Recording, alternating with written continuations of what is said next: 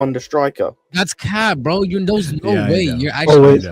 wait, Scott. Can I I'm say well one aware thing? it's cap. Scott. There is new information. I'm only saying this because I watched the entire stream because I was off work today.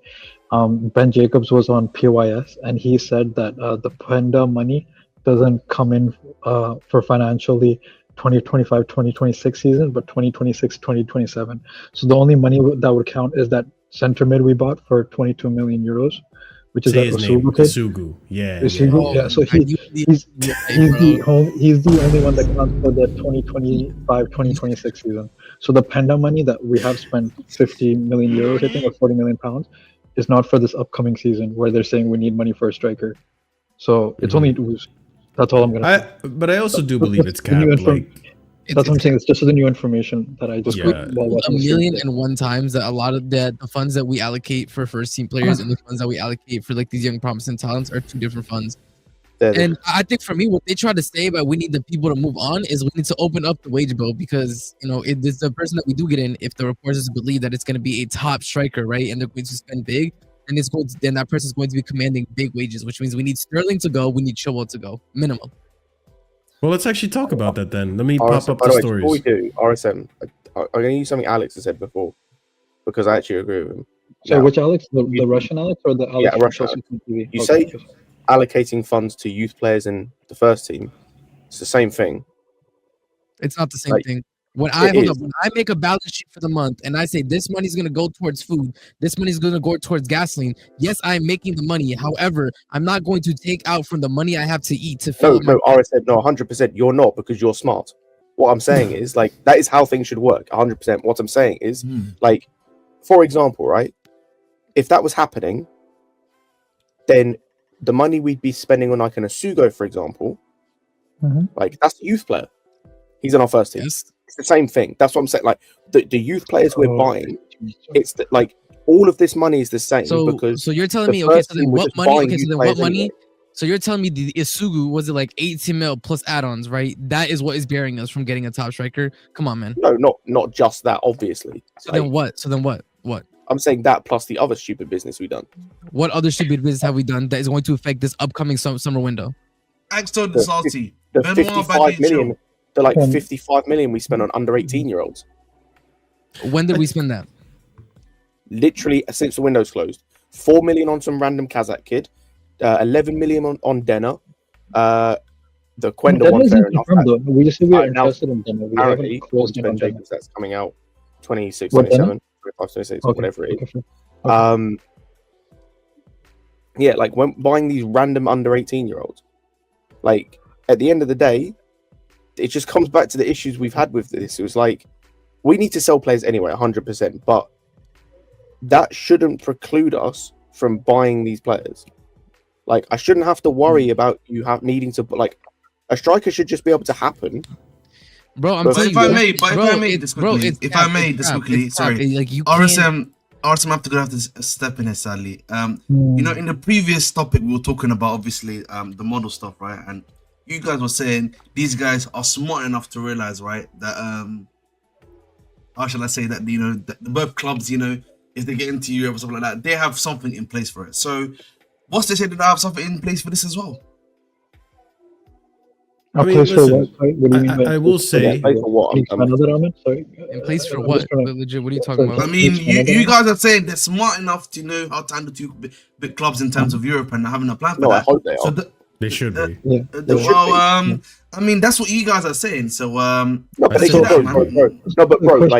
if you're as a businessman, right? Forget the endurance, man. Get out of the club. You know what's here. How can we let a guy who supports the Nuggets, who got dunked on by the Lakers yesterday, talk? He got dunked on, bro. Luka generated every day NBA. Stick to Chelsea, please. Stick to Chelsea. Logically, as a business, if you're buying two businesses that are linked together, so forget the football aspect. You're buying two businesses that are linked together. Certo. You need, as a businessman, if you bought two businesses, you need both of them to thrive. I agree with that question. If there is something that is going to cause that to become an issue, surely you need to have put that in place before that becomes an issue, just from a business and logic standpoint. Otherwise, you're a shit businessman. You're a fucking dreadful. If that's what I'm saying. if we get into Europe with Strasbourg, say we do end up both making the Europa League, for example, if that becomes an issue and causes one or both of the clubs to be at a disadvantage because of that, then they're a fucking idiot that they haven't put something in place before that became an issue. So I have to hope they have done, because if they haven't, like, what? No, but like, I think it would.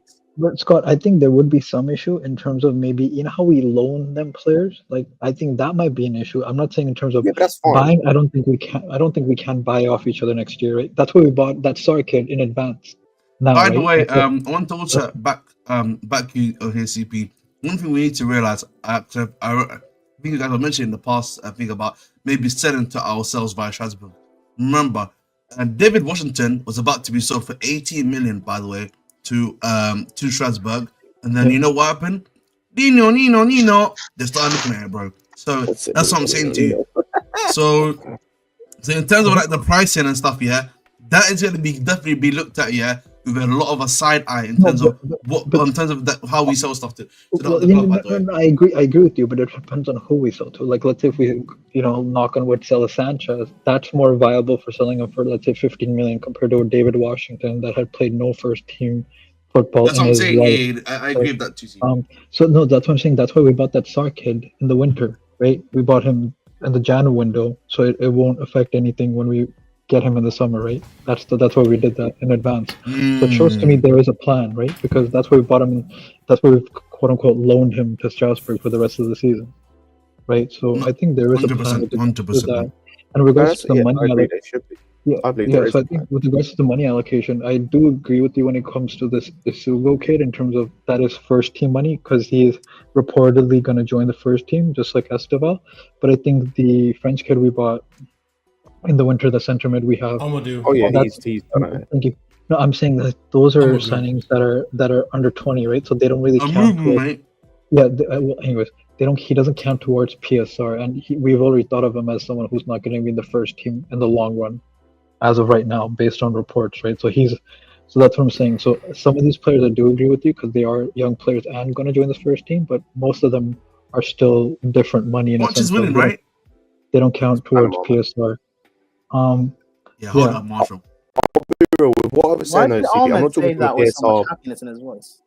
I don't know. Because Marshall's team. Like I'm not worried about the PSR perspective. I'm talking about, like, say you've got a budget of 300 million, right?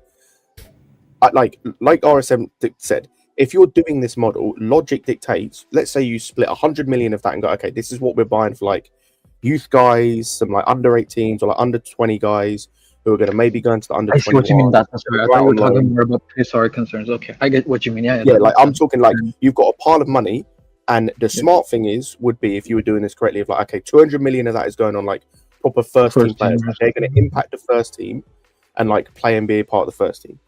And then you're going to spend that other 100 million on, like you said, like your Amugus who's going to go out on loan to Strasbourg, or your Anselmina who's going to go out on loan to this club or whatever, right? Or they're going to go into the youth team. But the problem is the way we've run, like the fact that I've just said that Anselmina has been on our bench this season, Amugu is on our bench currently this season. Like, these are guys who have no future really at this club. At least Amugu doesn't.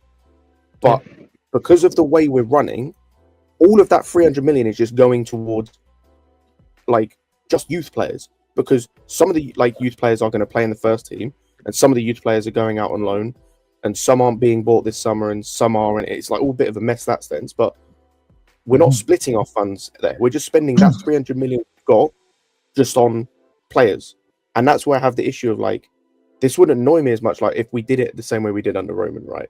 But it's like I agree with you, but I'm also not concerned too much in regards to the summer. For they are saying we need to raise money, but why I'm not worried is because we know we got 40 million in the bank that they've already probably accounted for being in the Club World Cup, right? And the better we do, 50, and the better we do, the more money we get. So that's additional money that they might not have accounted for.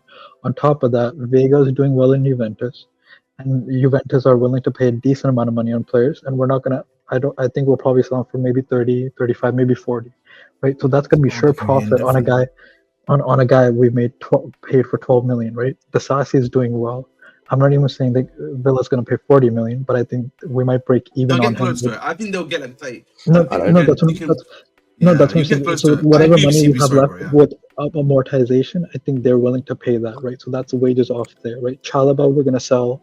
We're making pure profit on that, right? So I think we can make the money we need for the strikers that we're linked with, because most of them are around 60 million to 65 million pounds at most. Because By the way, sorry, yeah, go ahead.